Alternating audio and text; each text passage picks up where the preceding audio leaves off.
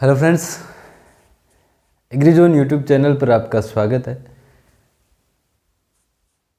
आज हम कृषि सांख्यिकी के बारे में पढ़ेंगे जो बीएससी एग्रीकल्चर थर्ड सेमेस्टर में लगता है और विभिन्न कॉम्पिटिटिव एग्ज़ाम्स के अंदर भी इसके क्वेश्चन पूछे जाते हैं।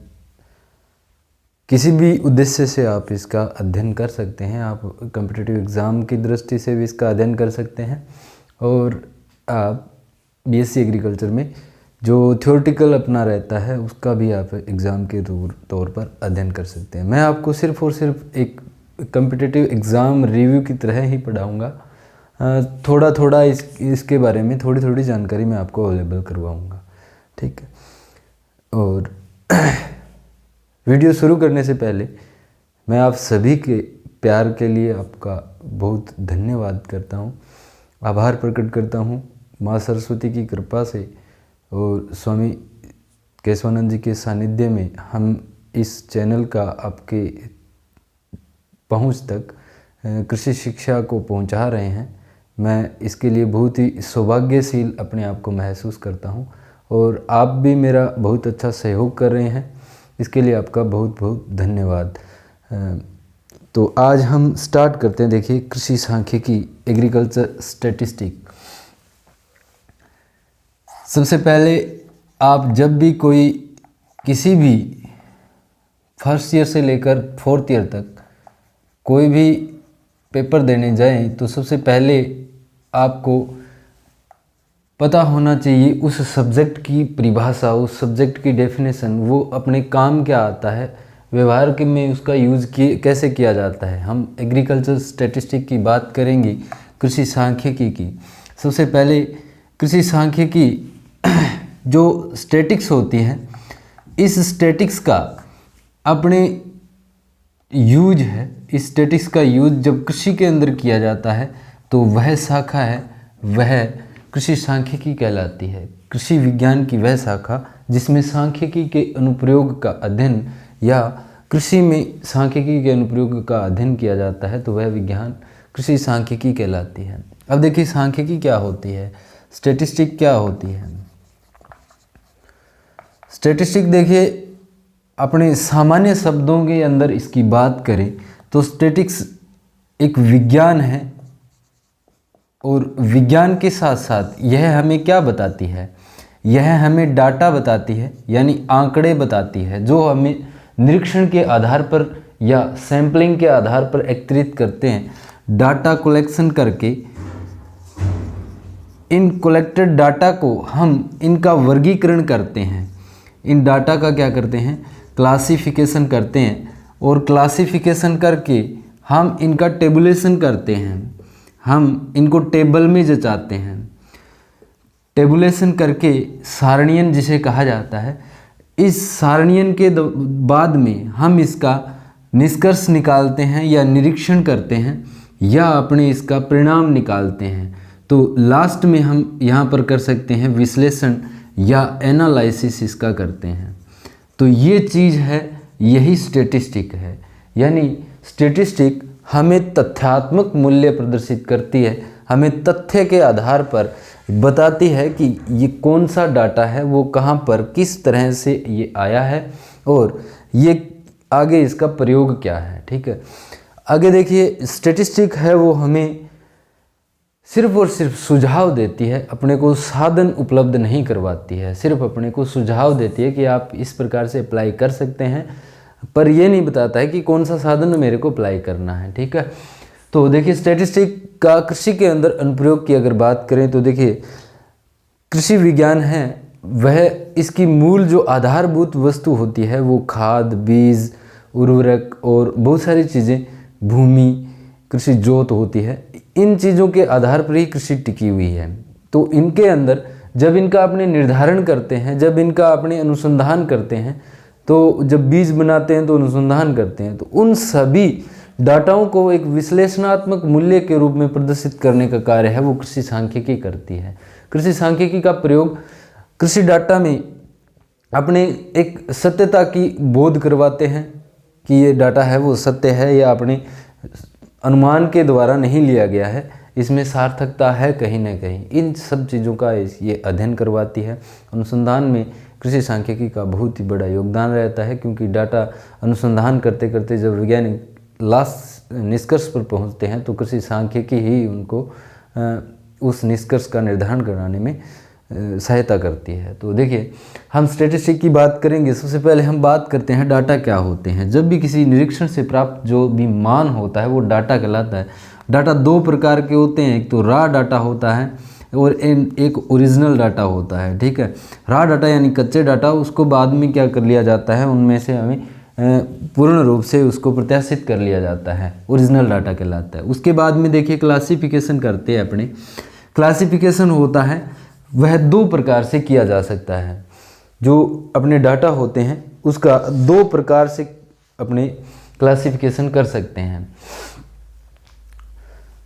कौन कौन से प्रकार से अपने इसका क्लासिफिकेशन कर सकते हैं? देखिए, जब भी स्टैटिस्टिक की बात आती है तो मेन चीज़ होती है वह इसका डाटा को ही माना जाता है, और डाटा का जो वर्गीकरण है वो दो प्रकार से किया जा सकता है। क्लासिफिकेशन ऑफ डाटा, डाटा का वर्गीकरण है वो दो प्रकार से अपने कर सकते हैं। एक तो अपने कर सकते हैं गुण के आधार पर। जैसे अगर अपने देखें कि कोई भी क्लास के अंदर हमने एक क्लास का डाटा लिया या किसी भी एक खेत का डाटा लिया, क्लास का डाटा लेंगे तो हमने देखा कि जो 12वीं की क्लास है वो अलग अलग गुणों के आधार पर है, जैसे कला वर्ग, कृषि वर्ग और यहाँ पर विज्ञान वर्ग। ठीक, ये तीन डाटा यहाँ पर अपने को गुण के आधार पर मिले, या अपने को इसके अंदर अपने देखते हैं कि कुछ एक बालक थे वो होशियार थे, कुछ एक बालक थे वो मध्यम प्रकार के थे, और कुछ एक थे वो बहुत कमज़ोर थे। तो यानी उसके अंदर ये क्या है, एक इंटेलिजेंस गुण था। ठीक है, और इन गुणों के आधार पर अपने इनका वर्गीकरण है वो कर सकते हैं। ठीक है, दूसरी बात आती है मात्रा के आधार पर। मात्रा के आधार पर जो देखिए, मात्रा के आधार पर कैसे कर सकते हैं? जैसे हमने किसी पॉपुलेशन का अध्ययन किया, ठीक है, उस पॉपुलेशन में हमने देखा कि नर थे और मादा थी, यानी आदमी थे और पुरुष थे। एक ही बात होती है, नर थे और मादा थे। ठीक है, अब इसमें से नर को अलग अपने कर लिया, शिक्षित है या अशिक्षित है, मादा शिक्षित है या अशिक्षित है, यानी मात्रा के आधार पर इनको अपने वर्गीकरण कर लिया। तो दो प्रकार से अपने इसका वर्गीकरण डाटा का कर सकते हैं। अब टेबुलेशन होता है, वो टेबुलेशन भी अपने दो तीन तरीके से कर सकते हैं। टेबुलेशन का अगर अपने प्रकार देखें तो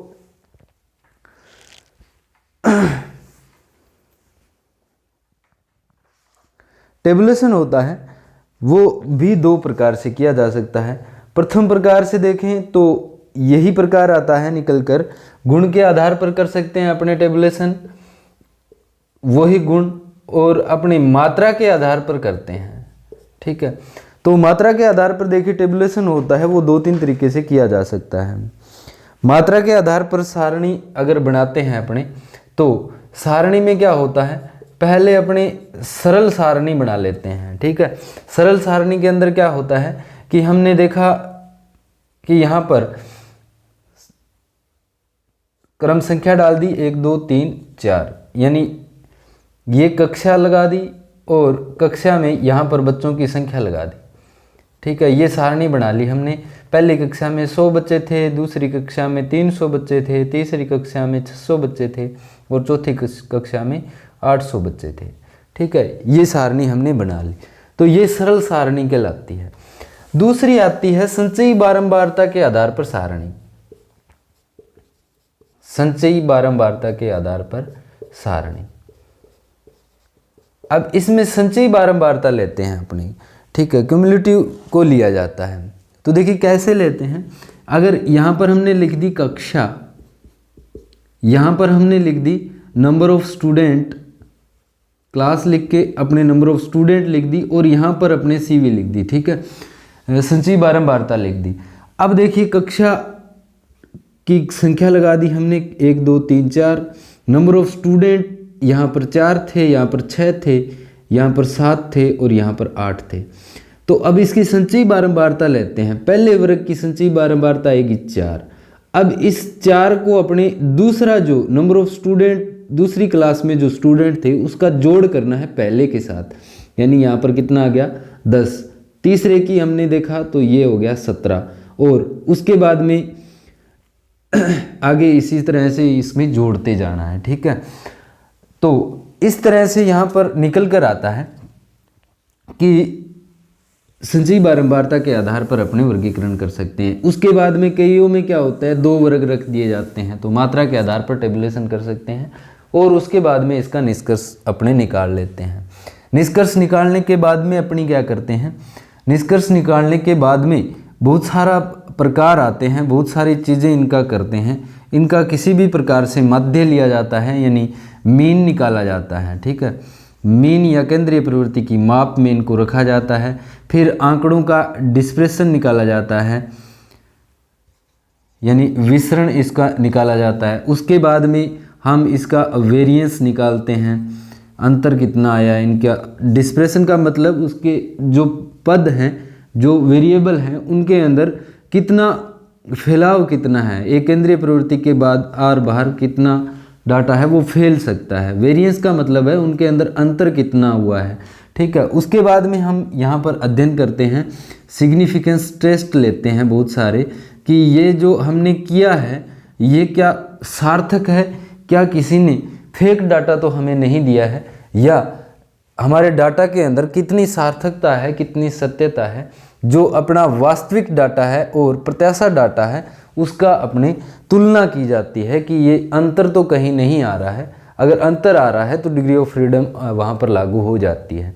ठीक है, तो यहाँ तक की बात की जाती है, सिग्निफिकेंस की बात तक की जाती है। देखिए इस आंकड़े, इस डाटा का ही यहाँ तक सारा कुछ वैल्यू रखी गई है, और यही आपके सिलेबस के अंदर हम अध्ययन करेंगे। ठीक है, तो देखिए स्टैटिस्टिक जो शब्द है वो बहुत सारे शब्दों को मिलाकर बनाया गया है, और स्टैटिस्टिक शब्द का सर्वप्रथम जो अध्ययन किया था वो किया था अपना एक बाबा थे फ्राइड एकेनवाल। फ्राइड एकेनवाल, इनको स्टैटिस्टिक के पितामह कहा जाता है। फ्राइड एकेनवाल ने प्रयोग किया था इसको, तो इनको अपने इनके जनक के रूप में जाना जाता है, फादर ऑफ स्टैटिस्टिक के रूप में जाना जाता है।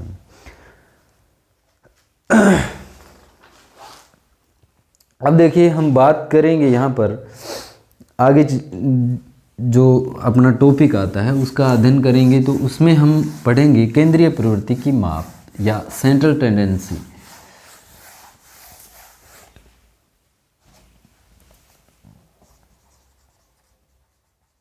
सेंट्रल टेंडेंसी,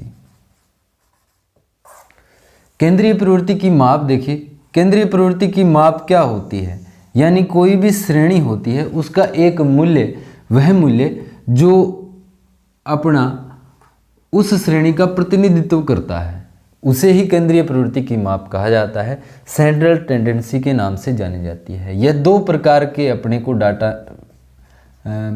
का अध्ययन करने का अनुमति देती है।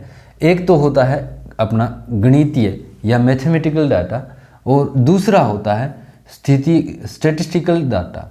ठीक है, यानी स्थिति के आधार पर वो बताता है अपने स्थिति युक्त माध्य। अर्थमेटिक जो सेंट्रल टेंडेंसी होती है उनको मीन के रूप में भी जाना जाता है। ठीक है, माध्य के रूप में भी जाना जाता है। ठीक है, गणितीय माध्य होता है। देखिए गणितीय माध्य में पहली बात करें तो, और गणितीय माध्य में अपने बात करते हैं, पहला जो होता है वो होता है समांतर माध्य। समांतर माध्य, और समांतर माध्य को अर्थमेटिक मीन कहा जाता है। अर्थमेटिक मीन कहा जाता है। अर्थमेटिक मीन का जो अपने समांतर माध्य, जो जहाँ पर बार बार अपने यूज करते हैं, एक वर्ड का यूज करते हैं औसत। औसत इसी के लिए प्रयोग किया जाता है, इसे माध्य भी कहा जाता है, या इसको जो व्यक्त करने का जो चिन्ह होता है वो होता है x बार। ठीक है, ये माध्य या समांतर माध्य का जहाँ पर भी मैं यूज़ करूँ वहाँ पर आप समझ लेना कि अर्थमेटिक मीन के लिए इसका प्रयोग किया गया है। माध्य होता है वह सारी केंद्रीय प्रवृत्ति का एक आधार माना जाता है।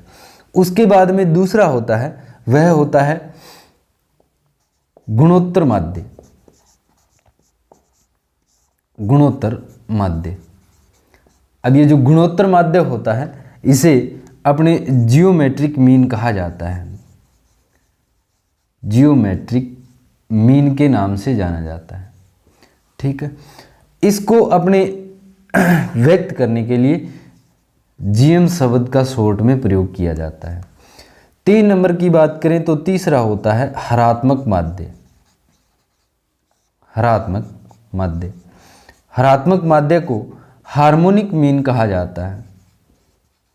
हार्मोनिक मीन, और इसे एचएम के रूप में अपने व्यक्त करते हैं। ठीक है, उसके बाद में अगर अपने चौथा देखें तो कई बार क्वाड्रिक मीन भी ले लिया जाता है, द्विघातीय मीन, द्विघातीय माध्य।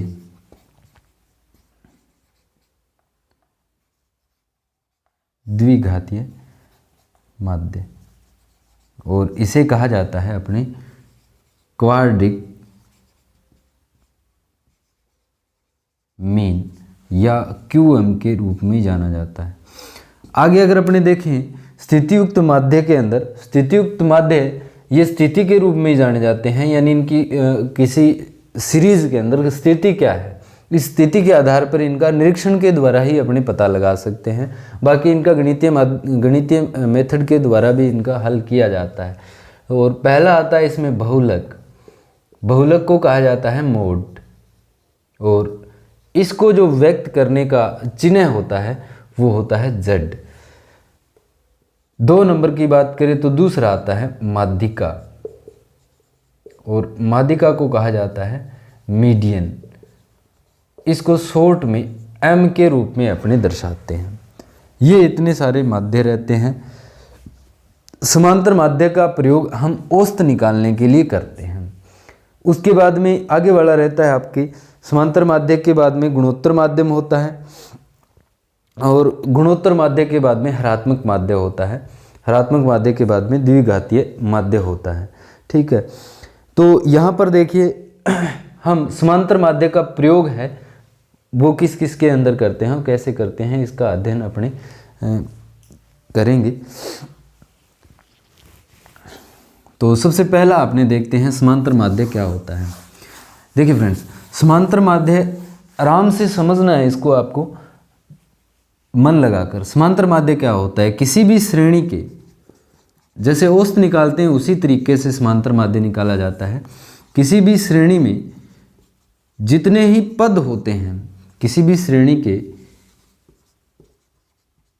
सभी पद मानों का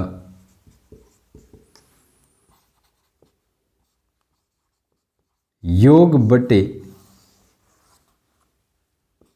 पदों की संख्या, इस सूत्र के द्वारा अपने समांतर माध्य की गणना कर सकते हैं। इसको अपने अगर बात करें अर्थमेटिक मीन की, तो अर्थमेटिक मीन को अपने इस सूत्र के द्वारा भी निकाला जा सकता है।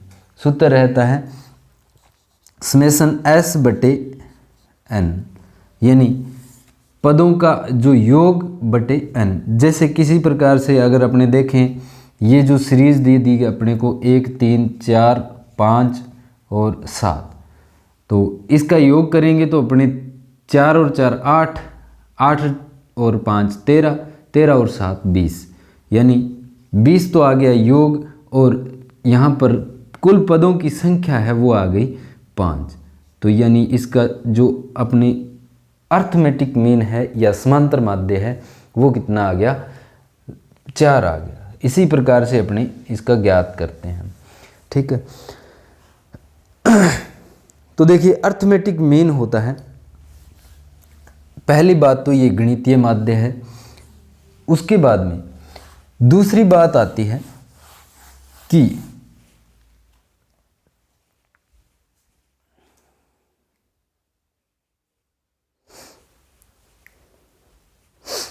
देखिए, जो समांतर माध्य होता है उसके द्वारा, समांतर माध्य या एएम के द्वारा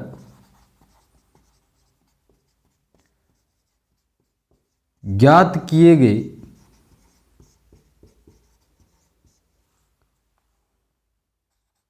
पद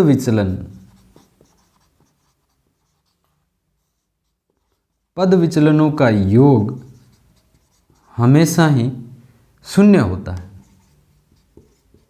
पद विचलनों का योग हमेशा ही शून्य होता है।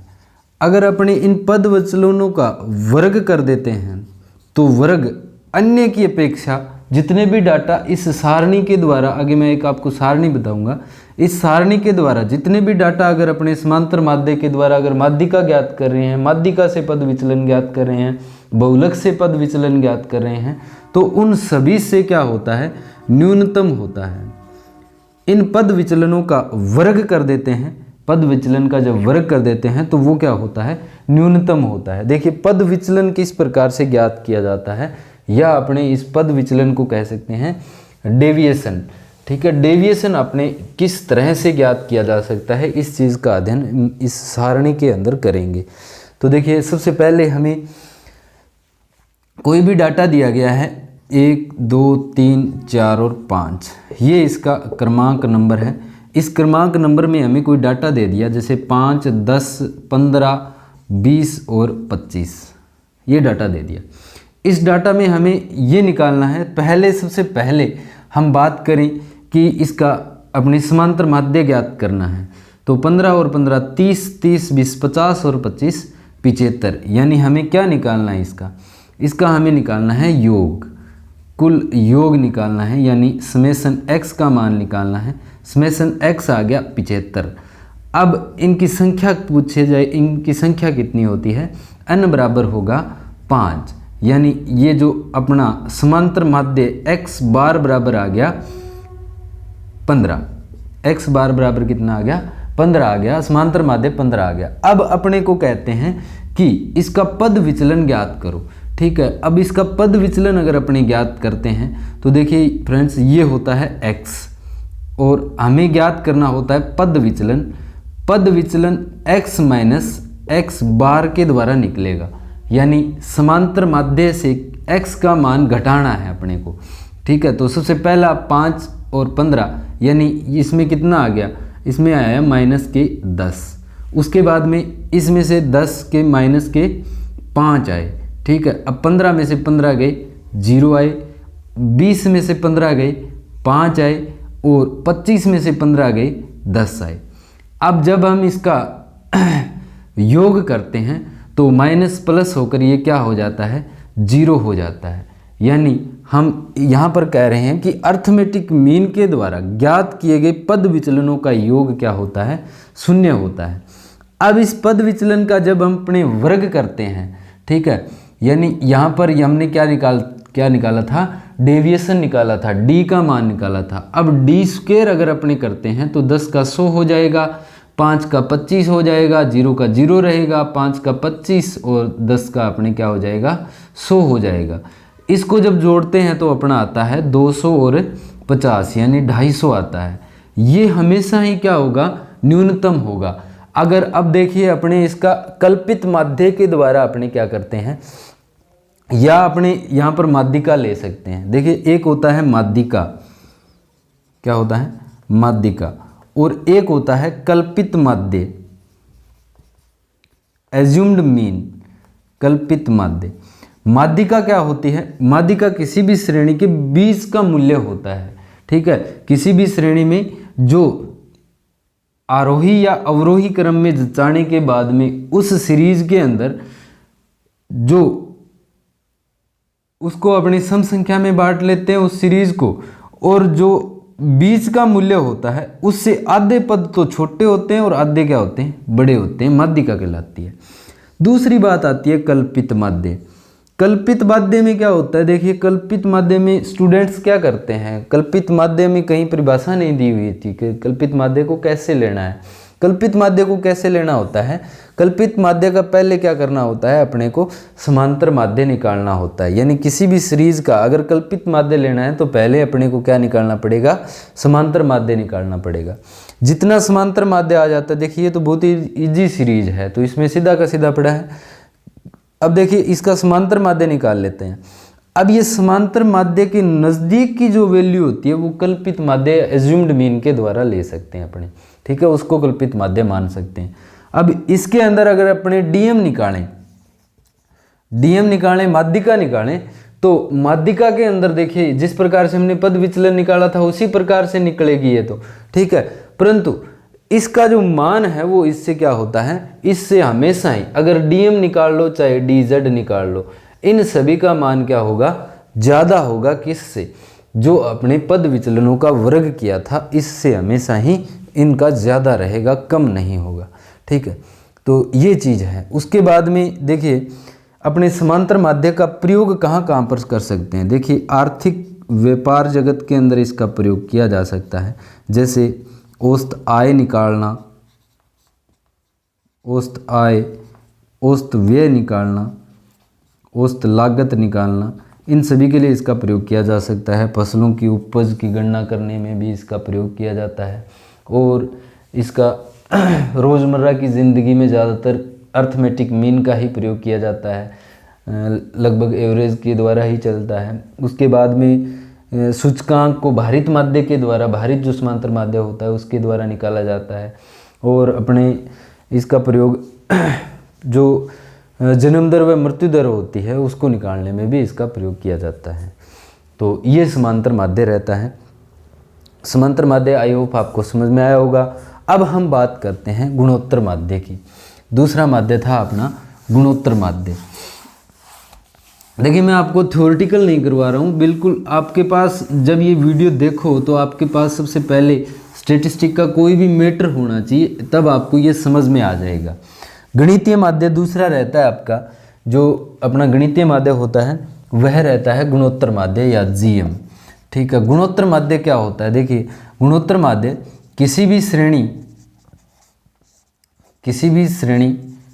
या किसी भी जो अपना मान दिया होता है उनके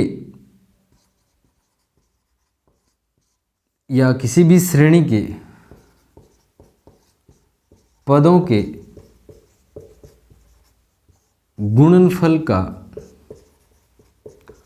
वर्गमूल हमेशा ही क्या होगा, गुणोत्तर माध्य होगा। अब देखिए गुणोत्तर माध्य को कैसे अपने डिसाइड करते हैं। जैसे कोई दो राशि है x एंड y राशि है, इन राशि को ये जो अपना x एंड y अपने को दो सीरीज के अंदर दो चीज़ें दी हुई है। अब इसका आपको कह दे कि गुणोत्तर माध्य निकालना है। गुणोत्तर माध्य निकालने के लिए गुणोत्तर माध्य बराबर इसका x इंटू y, ये गुणोत्तर माध्य होता है। इन दोनों का क्या होता है, वर्गमूल होता है, वो गुणोत्तर माध्य होता है। गुणोत्तर माध्य यह केवल धनात्मक मूल्यों के लिए ही निकाला जा सकता है, ठीक है। पॉजिटिव के लिए निकाला जा सकता है, नेगेटिव का इसके अंदर डिसाइड नहीं हो पाता है कि गुणोत्तर माध्य होगा, ठीक है। सिर्फ और सिर्फ धनात्मक मूल्यों के लिए यूज़ किया जाता है। गुणोत्तर माध्यों का प्रयोग है वो जो अनुपातिक प्रतिशत अनुपातिक परिवर्तन है उनको निकालने के अंदर प्रयोग किया जाता है, या इसका ब्याज वृद्धि दर निर्देशकांकों या सूचकांकों हेतु इसका प्रयोग किया जा सकता है। जो गुणोत्तर माध्य होगा वो हमेशा ही अर्थमेटिक मीन से कम होगा। गुणोत्तर माध्य क्या होगा, हमेशा ही अर्थमेटिक मीन से कम होगा, यानी समांतर माध्य से गुणोत्तर माध्य हमेशा ही क्या होता है, कम होता है। दूसरे शब्दों में समांतर माध्य हमेशा ही गुणोत्तर माध्य से बड़ा होता है, ठीक है। गुणोत्तर माध्य हमेशा ही छोटा होता है, ये बात आप याद रखिएगा। और गुणोत्तर माध्य आपको समझ में आ गया होगा। आपको बस इतना याद रखना है कि कोई भी श्रेणी हो उसके जो पद मूल्य होते हैं, पद मान होते हैं, उनका गुणनफल कर उनका वर्ग मूल जब करते हैं तो गुणोत्तर माध्य आता है। इनमें जो अब ऑब्जेक्टिव टाइप रहता है इसमें ये क्वेश्चन पूछा जा सकता है। अब अगर कई बार देखिए आपसे ये क्वेश्चन भी पूछा जा सकता है ऑब्जेक्टिव टाइप के अंदर कि अगर किसी भी श्रेणी के पदों में से एक का मान शून्य कर दें तो उनका गुणोत्तर माध्य होगा। अब देखिए हमें दे दे 0 × 2 का एक पद मान का क्या हो जाता है, जब गुणोत्तर माध्य शून्य हो जाएगा या मान शून्य हो जाएगा तो गुणोत्तर माध्य भी क्या हो जाएगा, शून्य हो जाएगा। ठीक है, ये बात आप याद रखिएगा कि जब एक श्रेणी में किसी भी एक मान का मान शून्य होने पर गुणोत्तर माध्य हमेशा ही क्या आएगा, शून्य आएगा। ठीक है, ये बात आप याद रखिएगा। ये अंडरस्टैंडिंग बेस्ड क्वेश्चन होते हैं जो आपसे पूछ लिए जाते हैं। उसके बाद में देखिए दूसरा आपने करते हैं आगे वाला, हरात्मक माध्य।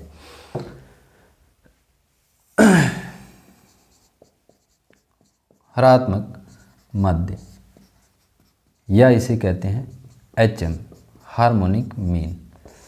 हार्मोनिक मीन क्या होता है, देखिए हार्मोनिक मीन क्या होता है। हार्मोनिक मीन का सूत्र अगर अपने सूत्र के द्वारा आप याद रख लीजिएगा, n बराबर पदों की संख्या। अब वो पदों की संख्या होती है, जैसे आपको पद संख्या दे दी 10, 15, 16, 18, 4 आपको संख्या दे दी। अब इन 4 संख्या में क्या करना है, इनका आपको व्युत्क्रम बनाना है। 1/10 प्लस 15/1/15 प्लस 1/16 प्लस 1/18। तो आप इसकी परिभाषा क्या लिखोगे, आपको परिभाषा ये होती है कि किसी भी श्रेणी की संख्या के व्युत्क्रमों का, किसी भी श्रेणी की संख्या के व्युत्क्रमों का क्या होता है, भाग देने पर, किसी भी श्रेणी की संख्या में उसके व्युत्क्रमों का भाग देने पर जो अपने को माध्य प्राप्त होता है वो हरात्मक माध्य होता है। और हरात्मक माध्य होता है वो हमेशा ही जो परिवर्तनशील चीज़ें होती है उनके अंदर प्रयोग किया जाता है। जैसे अगर अपने देखें किसी यात्रा की औसत गति अगर अपने को औसत गति अगर अपने को ज्ञात करनी है तो उसमें यूज किया जा सकता है। अगर किसी यात्रा का औसत समय अपने को ज्ञात करना है तो उसमें इसका प्रयोग किया जा सकता है। उसके बाद में अगर अपने देखें औसत किसी भी चीज़ का औसत मूल्य अगर अपने को ज्ञात करना है तो उनके अंदर इसका प्रयोग किया जाता है। ठीक है, ये बात आप याद रखिएगा कि जब किसी भी चीज़ के अंदर कोई भी क्रिया हो रही है और उसमें बार बार उतार चढ़ाव आ रहे हैं तो अपने एवरेज निकालते हैं तो हमेशा ही औसत हरात्मक माध्य के द्वारा निकाली जाती है। ये बात आप याद रखिएगा। और हरात्मक माध्य होता है वो किसी भी श्रेणी के जो संख्या होती है उसमें उस श्रेणी के जितने भी पद होते हैं उनके व्युत्क्रमों का भाग देने पर अपने को जो माध्य प्राप्त होता है वो हरात्मक माध्य कहलाता है। आगे हमने यहाँ पर जो तीनों गणितीय माध्य हैं वो पढ़ लिए। अब इन तीनों गणितीय माध्य में कुछ संबंध पाए जाते हैं, उन संबंधों के बारे में अपने अध्ययन करते हैं। देखिए क्या क्या संबंध होते हैं। अगर अपने देखें तो हमने सबसे पहले पढ़ा था एक संबंध की अर्थमेटिक मीन बड़ा होता है हमेशा ही किससे, गुणोत्तर माध्य या जियोमेट्रिक मीन से।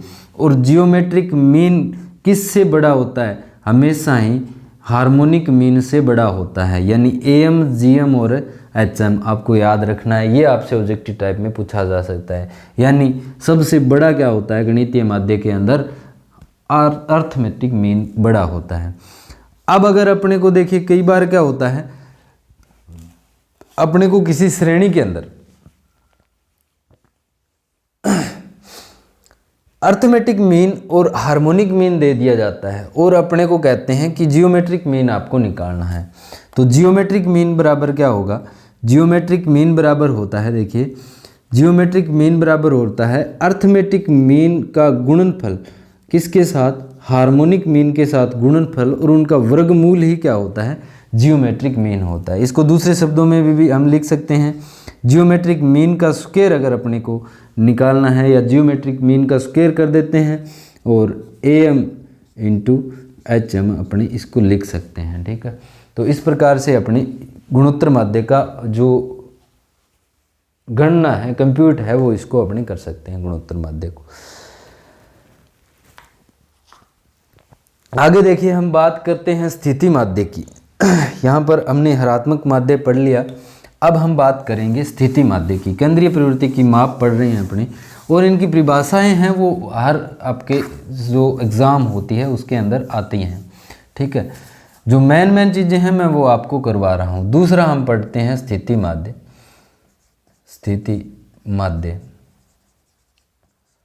देखिए स्थिति माध्य होता है वह, पहले की अगर अपनी बात करें तो पहला होता है बहुलक, जिसे अपने कहते हैं मोड, बहुलक या मोड। इसको रिप्रेजेंट करते हैं बाय जड के द्वारा, रिप्रेजेंट इसको किया जाता है। बहुलक देखिए क्या होता है, किसी भी श्रेणी में जो बार बार आता है वह बहुलक होता है। किसी भी श्रेणी में जो अपना कोई भी मान होता है उसकी बारंबारता, अधिक बारंबारता वाला मान है वो बहुलक कहलाता है, जो जड के द्वारा रिप्रेजेंट होता है। देखिए बहुलक या जो मोड शब्द है वो फ्रेंच भाषा का शब्द है, और फ्रेंच भाषा के ला मोड से बना है, ला मोड से बना है, जिसका अर्थ होता है रीति रिवाज या फैशनेबल, यानी वो क्या होता है बार बार आ रहा है। तो इसीलिए ला मोड जो है वो फ्रेंच भाषा का शब्द है, और यह निरीक्षण मात्र से निकल जाता है कई बार, और कई बार इसको अपने कल्पित माध्य के द्वारा भी निकाला जाता है।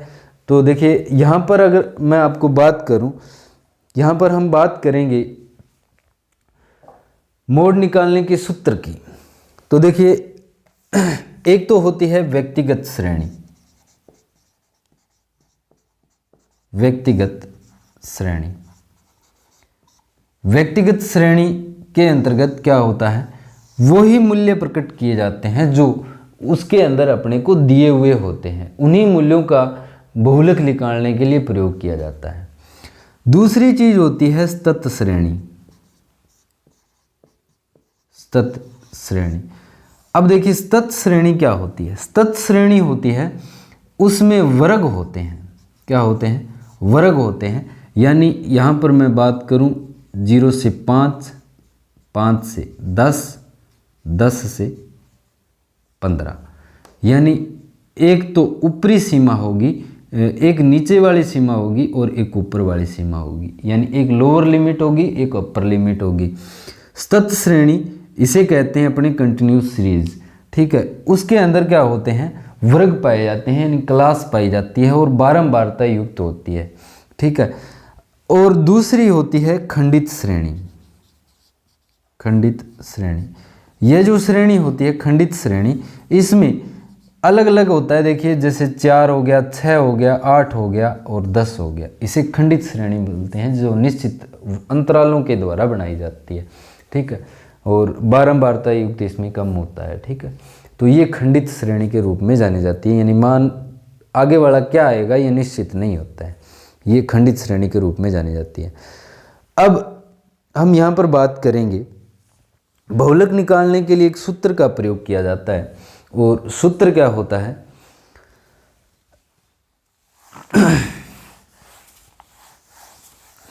सूत्र देखिए, मोड बराबर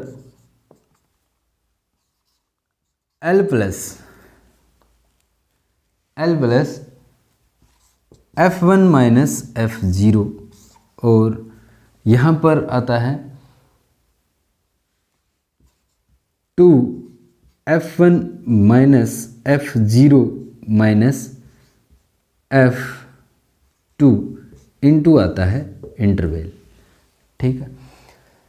ये बहुलक निकालने का सूत्र होता है जो आप बुक से अध्ययन कर सकते हैं। इसमें एक विभिन्न प्रकार की सारणी, एक सारणी होती है, उस सारणी के अंदर ये बहुलक का अपने इस सूत्र के द्वारा इसकी कंप्यूट कर सकते हैं, अपनी गणना कर सकते हैं, ठीक है। तो बिल्कुल ऊपर से मैं आपको बता रहा हूँ, Z बराबर L plus F1 minus F0 और 2F1 minus F0 minus F2 into interval इसका किया जाता है। तो देखिए इनके बराबर क्या होता है, जब अपने इसका बात करें L की, तो L होता है वो बहुलक वर्ग की निम्न सीमा होती है, यानी ये किस में बात की जा रही है कि अगर अपने को सतत श्रेणी दी गई है और सतत श्रेणी के अंदर मान रखा गया है, जैसे देखिए 5 से 10, 10 से 15, 15 से 20 और 20 से 25, ठीक है। अब आप इसमें से हम एक वर्ग निश्चित करना पड़ता है, बहुलक वाला वर्ग। जिस प्रकार से अपने कल्पित माध्य लेते हैं उसी प्रकार से बहुलक वर्ग निश्चित किया जाता है। जैसे मान के चलिए यहाँ पर होता है 14, यहाँ पर होता है 16, यहाँ पर होता है 18, यहाँ पर होता है 19। तो देखिए यहाँ पर क्या होता है, ये बहुलक वर्ग मान लिया जाता है। मान लीजिए हमने ये मान लिया बहुलक वर्ग, ठीक है। तो इसमें क्या होता है, देखिए बहुलक वर्ग की जो निम्न सीमा होती है वो L को माना जाता है, बहुलक वर्ग की निम्न सीमा।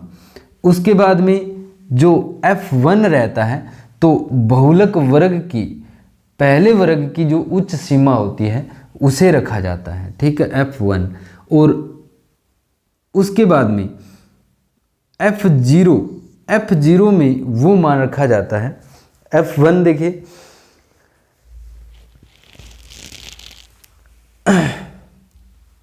जो F1 होता है वो बहुलक वर्ग से पहले वर्ग की बारंबारता होती है।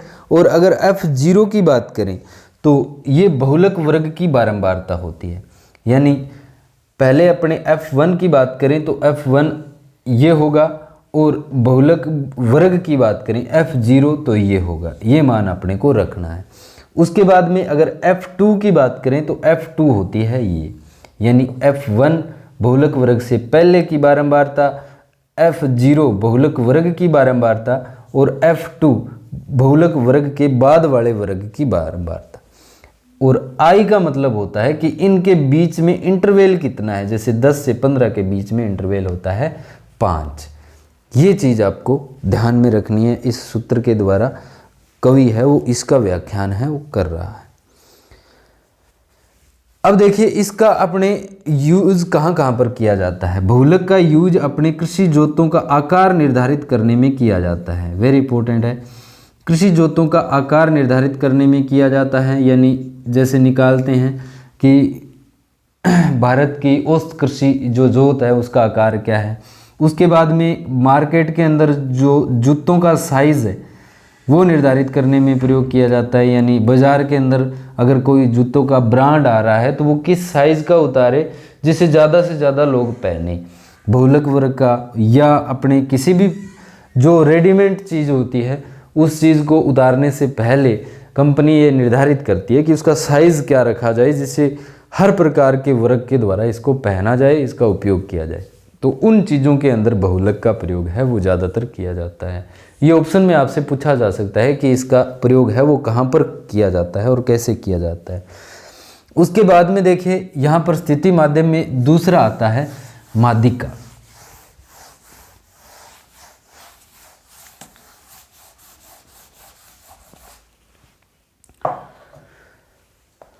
जो दूसरा स्थिति माध्य है वो होती है माध्यिका।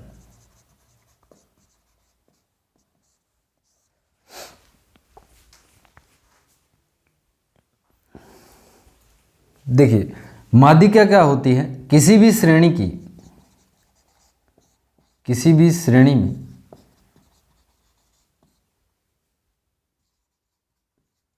जब अपने आरोही व अवरोही क्रम में जचा लेते हैं, आरोही व अवरोही क्रम में इसे जचा लेते हैं।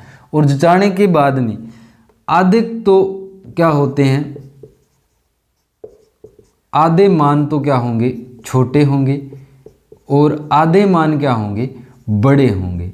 और उनके बीच की जो वैल्यू होती है, इनके बीच की वैल्यू वही माध्यिका कहलाती है।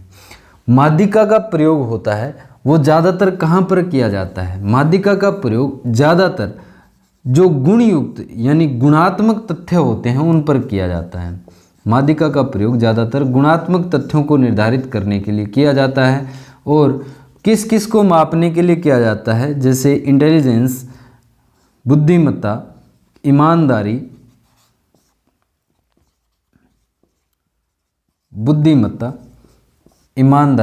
या किसी भी कला के निर्धारण में इसका प्रयोग है वो किया जाता है, माध्यिका का प्रयोग। ठीक है, तो और यह चरम मूल्यों के द्वारा प्रभावित नहीं होती है। यानी जो इसके मूल्य होते हैं किसी भी श्रेणी के अंदर ज़्यादा बढ़ा दिए जाते हैं तो इस पर ज़्यादा कोई प्रभाव नहीं पड़ता है। माध्यिका के अंदर थोड़ा मोटा चेंज आता है। जैसे अगर अपने को किसी भी माध्यिका की ज्ञात करनी है, और यह जो होता है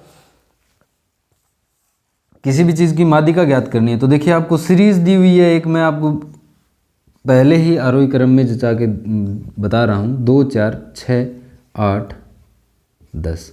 इसकी अगर अपने को माध्यिका ज्ञात करनी है तो माध्यिका ज्ञात m बराबर n+1/2 होता है। ठीक है, अब अगर अपने माध्यिका ज्ञात करेंगे तो यहाँ पर देखिए संख्या देखी जाती है पहले, कितनी इसकी संख्या है, 1 2 3 4 5, 5 + 1/2 यानी यहाँ पर 3 आ रहा है, और इसका जो तीसरा पद है उसे माध्यिका मान लिया जाता है।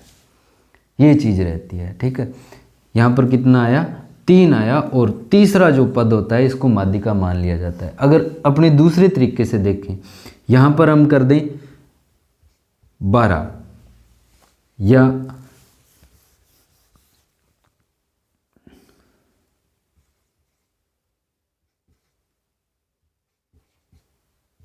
अगर इसकी अपने को माध्यिका ज्ञात करनी है तो देखिए यहाँ पर पदों की संख्या कितनी है, n बराबर 1 2 3 4 5 6, 6 + 1/2, यहाँ पर कितना आ गया 7, 7/2, यानी अपना उत्तर आ रहा है वो आ रहा है 3.5। अब अगर अपने देखते हैं कि यहाँ पर 1 2 3 और तीसरे पद यहाँ पर 3.5 उत्तर आया है, यानी तीसरे और चौथे के बीच के मान लेना है अपने को, वो इसका क्या होगा, माध्यिका होगा। तो देखिए यहाँ पर अगर अपने देखें 8 + 10, 8 + 10 18, 18/2, यानी माध्यिका का मान कितना आया, 9 आया। इस प्रकार से अपने किसी भी सीरीज की माध्यिका है वो ज्ञात कर सकते हैं। और माध्यिका हमेशा ही गुणात्मक तथ्यों का अध्ययन किया जाता है, जैसे ईमानदारी, बुद्धिमत्ता, कला, रंग, सुंदरता, सौंदर्यता, इन सभी चीज़ों का अध्ययन करने के लिए अपने माध्यिका का प्रयोग है वो किया जाता है। ठीक है, तो फ्रेंड्स वीडियो थोड़ा लंबा बनेगा, इसीलिए आप थोड़ा आराम कीजिए।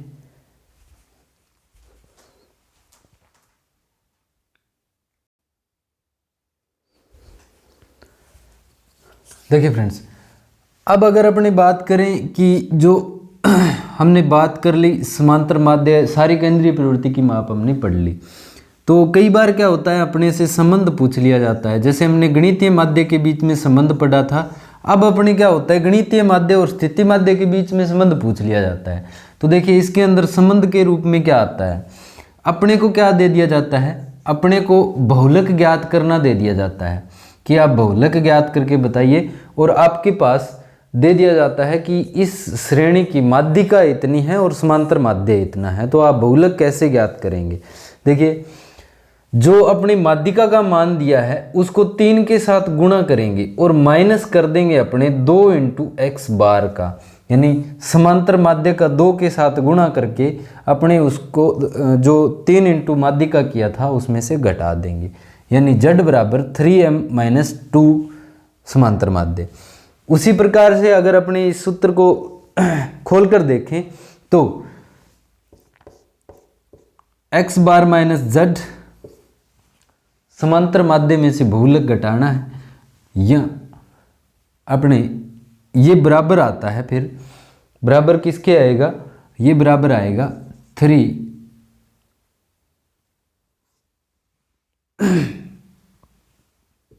m - x बार के, सॉरी x जो समांतर माध्य होता है उसमें से माइनस करना है अपने को माध्यिका।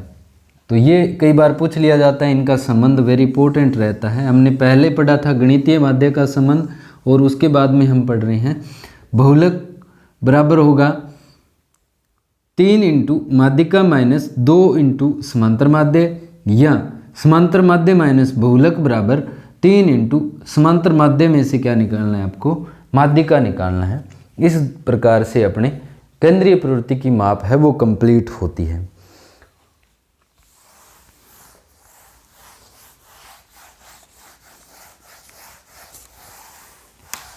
केंद्रीय प्रवृत्ति की माप के बाद में हम बात करते हैं अपने विक्षेपण या डिस्प्रेशन की। विक्षेपण या डिस्प्रेशन की देखिए, डिस्प्रेशन क्या होता है? किसी भी श्रेणी के अंदर जो पद होते हैं उनमें समानता का अभाव होता है, वही विक्षेपण या डिस्प्रेशन कहलाता है।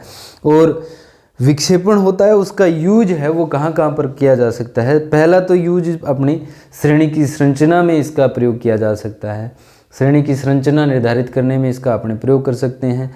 दूसरा, जो माध्य की विश्वसनीयता है उसको ज्ञात करने में अपने इसका यूज किया जाता है। 2 या 2 से अधिक श्रेणियों की विचलनों की तुलना की जाती है।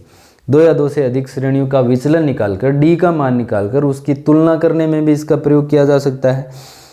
इससे देखिए अपने उत्पादन लागत, उत्पादन का नियंत्रण कर सकते हैं, जो लागत होती है उसका नियंत्रण कर सकते हैं, या अपने सहसंबंध का अध्ययन करने के अंदर इसका प्रयोग किया जाता है। तो बड़े स्तर पर आय व संपत्ति के वितरण में, जैसे देशों के अंदर आय व संपत्ति का वितरण होता है तो उसके अंदर भी इसका प्रयोग किया जा सकता है। तो देखिए विक्षेपण होता है वो मुख्यतः 3 तरीके से अपने इसका अध्ययन करते हैं। विक्षेपण का जिस प्रकार से हमने केंद्रीय प्रवृत्ति का 2 तरीके से अध्ययन किया था, उसी प्रकार से इसका 3 तरीके से किया जाता है। पहले तो होता है इसकी लिमिट के आधार पर, दूसरा होता है विचलन के आधार पर, और तीसरा अपनी आरेख बनाकर इसका, ग्राफ पर आरेख बनाकर इसका प्रयोग है वो किया जा सकता है। सीमा के आधार पर पहला हमने बात करें तो रेंज होता है जिसे विस्तार कहते हैं। विचलन की बात करें तो एक तो होता है एमडी माध्य विचलन, एक होता है एसडी स्टैंडर्ड डेविएशन मानक विचलन, और तीसरा होता है क्वाड्रिक विचलन या चतुर्थांक विचलन। उसके बाद में आरेख के द्वारा अगर अपनी बात करें तो आरेख के द्वारा अपने बिंदु आरेख विधि इसकी यूज की जाती है, बिंदु आरेख विधि। तो देखिए इसका प्रयोग अपने कोरिलेशन को निर्धारित करने के लिए जो किया जा सकता है, वहाँ पर एसडी काम आएगा।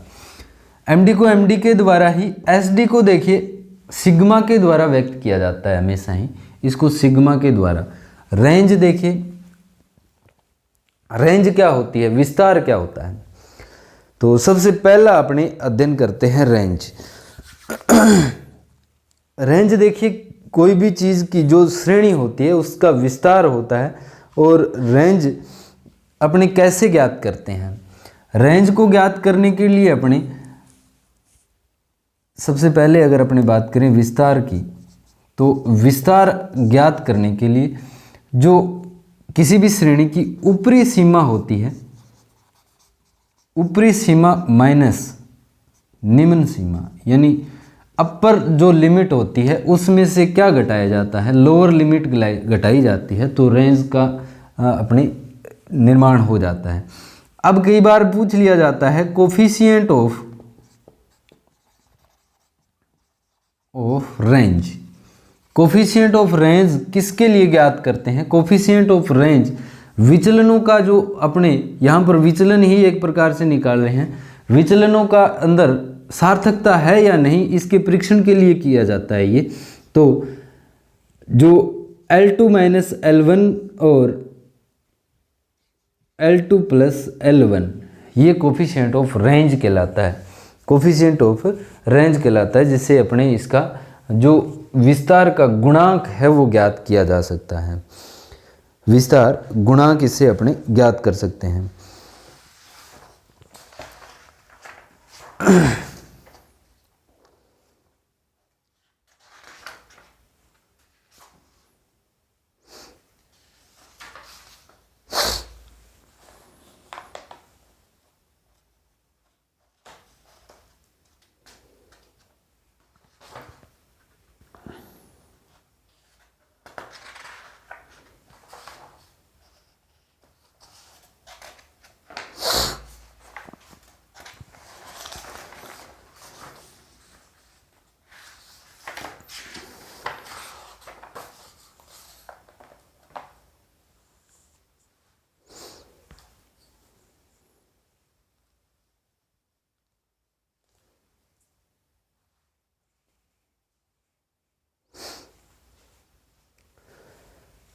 देखिए विस्तार गुणांक है वो क्यों निकाला जाता है?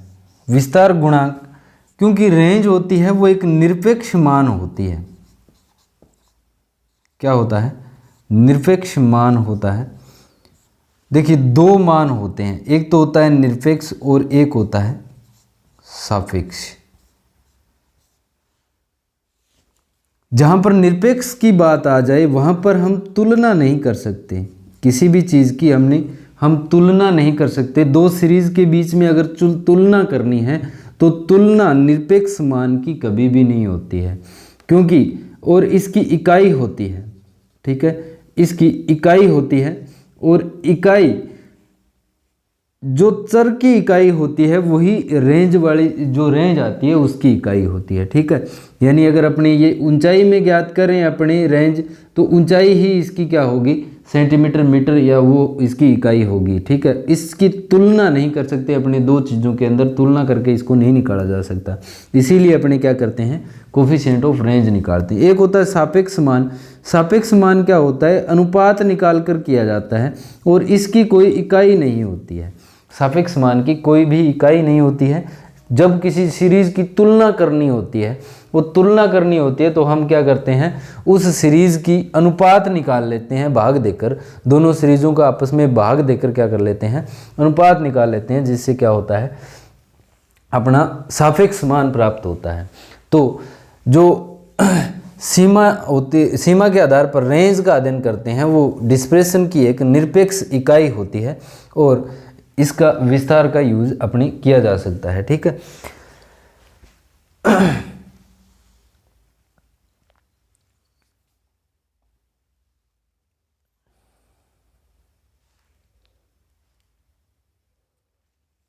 उसके बाद में अगर अपने देखें रेंज के बाद में यहां पर हमने बात की थी क्यूडी की, चतुर्थक विचलन की हमने बात की थी। चतुर्थक विचलन, तो देखिए चतुर्थक विचलन अपने कैसे ज्ञात करते हैं? इसका सूत्र क्या होता है? चतुर्थक विचलन या क्यूडी बराबर क्या होता है? क्यूडी बराबर होता है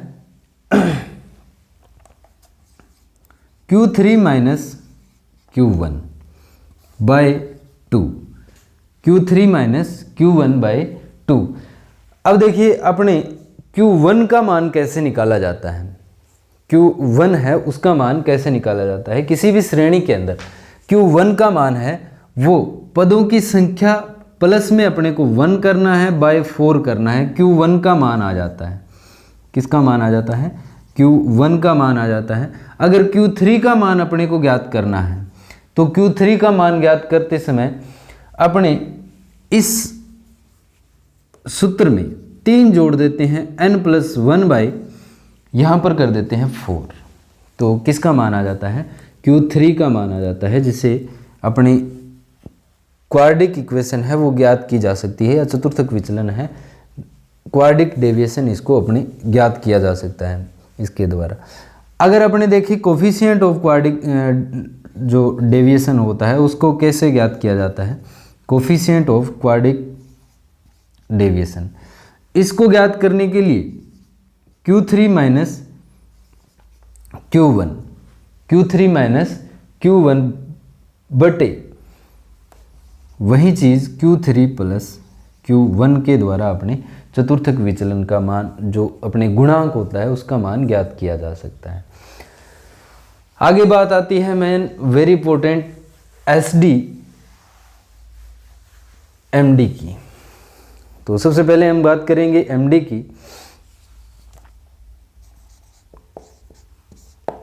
MD क्या होता है? देखिए मीन डेविएशन या माध्य विचलन। माध्य विचलन क्या होता है? माध्य विचलन में किसी भी तरह का ऋणात्मक चिन्ह का प्रयोग नहीं होता, चाहे वो ऋणात्मक हो हमेशा ही मान को क्या माना जाता है? धनात्मक माना जाता है। इसके अंदर क्या होता है? किसी भी श्रेणी के हम किसी भी प्रकार का माध्य, जैसे समांतर माध्य हो गया, माध्यिका हो गया, बहुलक हो गया, इनको क्या करते हैं? इनसे विचलनों का धन चिन्ह के साथ मानों के अर्थमेटिक मीन को क्या कहते हैं, एमडी कहते हैं। देखिए किस प्रकार से इसका अगर अपने सूत्र लिखें तो एमडी बराबर हम ज्ञात करते समय समेशन चर माइनस माध्य बटे, ये माध्यिका के द्वारा निकाला जा रहा है, ठीक है, बटे उसका क्या करते हैं, समांतर माध्य कर देते हैं। यानी एमडी का मतलब क्या हो गया कि किसी भी, जैसे अपनी माध्यिका या यहाँ पर समांतर माध्य, अर्थमेटिक मीन या यहाँ पर बहुलक, इनका क्या करते हैं, इनके द्वारा किसी भी सीरीज दी हुई है, जैसे अपने को 1 2 3 4 5 ये सीरीज दी हुई है। अब इस सीरीज में से अपने को कह दे कि इसके माध्यिका द्वारा माध्य विचलन ज्ञात करो, तो सबसे पहले अपने को क्या ज्ञात करना होगा, माध्यिका ज्ञात करना होगा। यानी समेशन x माइनस एम, माध्यिका अपने पास है तो हम इसका क्या कर लेते हैं, माध्यिका से इसका पद विचलन ज्ञात कर लेते हैं।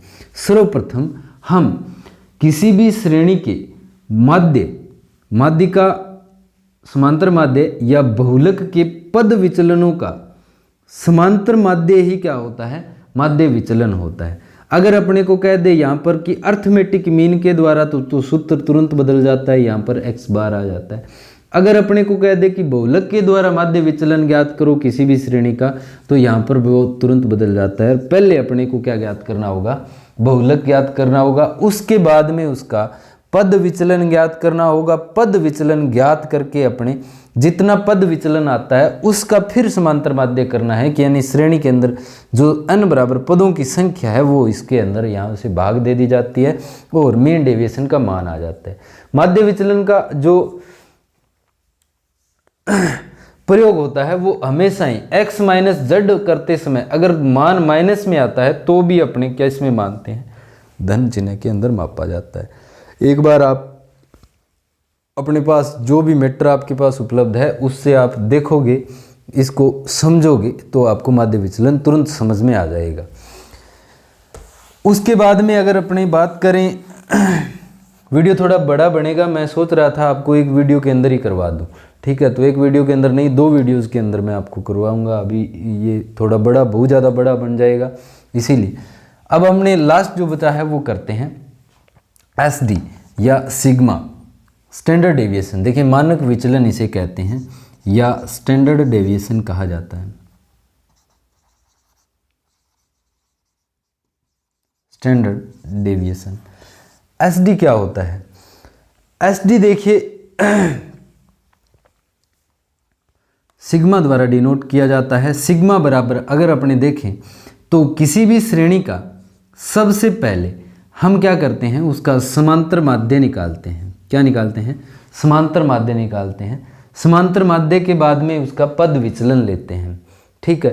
पद विचलन लेकर इसका क्या कर देते हैं, अपने वर्ग कर देते हैं। किसी भी श्रेणी के समांतर माध्य के पद विचलन के वर्ग बट्टे क्या करते हैं, इसके बट्टे कर दे हैं अपने n। किसी भी श्रेणी के समांतर माध्य के पद विचलन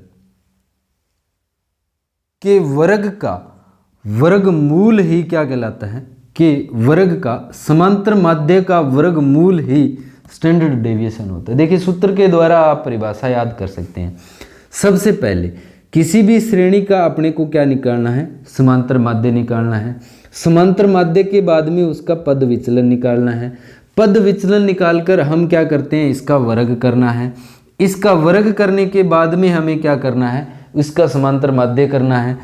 इसके समांतर माध्य का क्या करना है, अपने को वर्गमूल करना है। तो अपना क्या आ जाता है, स्टैंडर्ड डेविएशन आ जाता है, मानक विचलन आ जाता है, जो कि स्टैंडर्ड डेविएशन डिस्पर्शन की बहुत ही अच्छी माप मानी जाती है, सबसे अच्छी माप मानी जाती है।